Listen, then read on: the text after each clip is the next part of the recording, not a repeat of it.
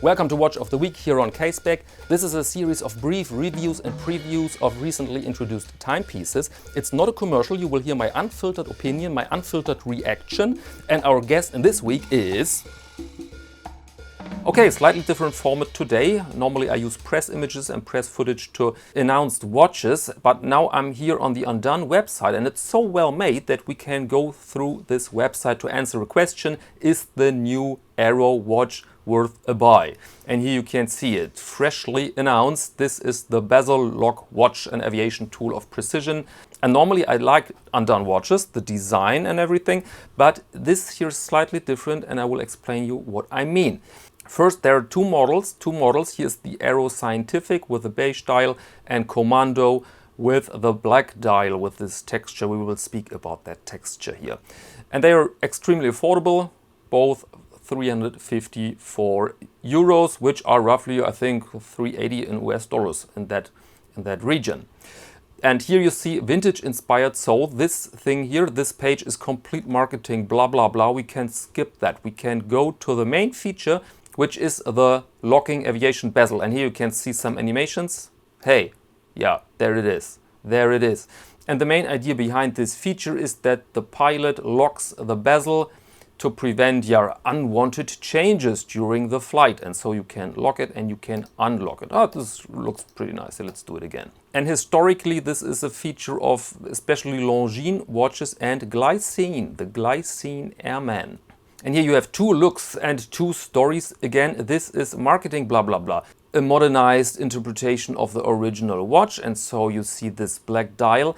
And to tell you this, in my humble opinion, really it's only my opinion, but I find this watch incredibly ugly. I mean, this combination here, this 20s design together with this, what is it? With this red here. And oh, no, I just don't like it. Very sorry. You don't have to agree here. If you like it, good, why not? But I really don't like this look. I really like this spectrum of colors way more, I must say. Okay, and now let's go over the basics, which is very easy because you have excellent explanations here of everything and I will comment them a bit. Syringe hands, this is very classy look. I think this blue here is varnish. This is not blued steel, I think, because you can see those differences. Here's a little bit brighter than there, but it's a bit speculation because you don't find a statement regarding that. Then you have a three-sectioned track or three-sectioned tracks. So every hand has its own track. You have here the second track, here's the track for the hours, and there it is for the minutes. So 1, 2, 3 tracks plus bezel. So this is very functional, or at least it is supposed to be functional. And then you have the loom markers.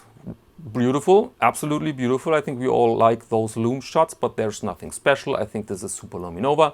And of course you have the bezel lock here, very distinctive, very prominent feature. And by the way, together with this crown, this reminds me of old Omegas with this weird form of a crown, which looks pretty good, I must say, pretty good. And the case diameter, by the way, is 40 millimeters. The height is 15. And people say 15 is too much, but you have a high domed plexi crystal, and so I think the proportions are pretty good. So the watch definitely has some to offer, especially if you see here the finishing of the case. And I really assume that the finishing quality is perfect, because nowadays you have robots who can do the job in a perfect manner. And so this is not a feature you find only on expensive watches. And now you have the story behind the bezel and the bezel lock. And this is interesting if you're a little bit in aviation, so I highly recommend go through this website. And here's some more images, and now we can speak about the bezel here. In my eyes, the bezel of this watch is way too fat. The bezel and the bezel lock dictates everything. And you know what? I really love watches, but even for me, it's too nerdy to have a watch which screams, hey, bezel lock. I am the bezel lock. Look at my bezel lock. I mean, please don't go to a girl and ask her if she wants to see your bezel lock. She will call the police or worse. And here you see the modern one, which in my eyes is, it's just a combination of different styles which doesn't work. And the more often I see the crown, I think even the crown doesn't fit the overall look. This is not a pleasant look. Here you have a very basic automatic movement made by Seiko.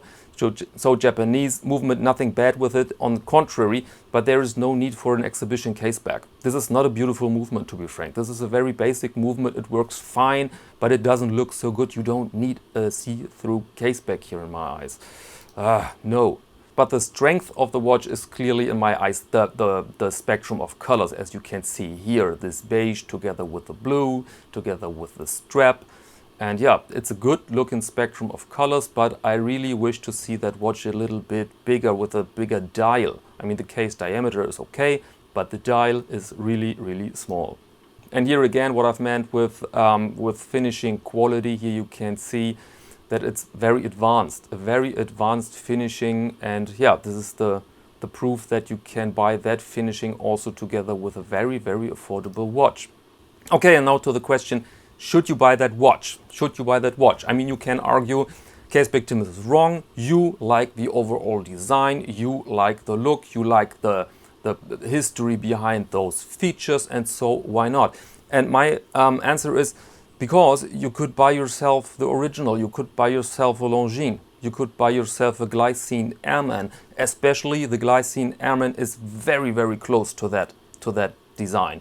And a few months ago, the price for the Airman went down. I don't know why, but you can find the Glycine Airman on the Glycine website for 2,000 euros and on the grey market sometimes for 600. I've seen them for 550 one time with a discount and everything. New watches, and so you can imagine what you have to spend to buy yourself a Glycine Airman used. Maybe the same price, but then you get, I think, a watch with a more balanced design, better movement, and I think a better production quality overall. And so I really don't see any sense in buying that watch, but of course this is at the end a matter of taste. And so if you have bought that watch, if you have ordered it, if you like it, then yeah, good for you. Okay, and that's all for now. See you next Monday to Watch of the Week on Caseback.